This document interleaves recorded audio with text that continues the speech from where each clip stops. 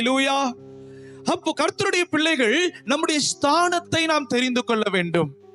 ஆண்டவர் என்ன ஸ்தானத்திலே நம்மை அபிஷேகம் பண்ணி வைத்திருக்கிறார், ஆமென், என்னுடைய ஸ்தானம் என்ன அப்படின்னு முதல்ல நாம் தெரிந்து கொள்ள வேண்டும். ஹல்லேலூயா.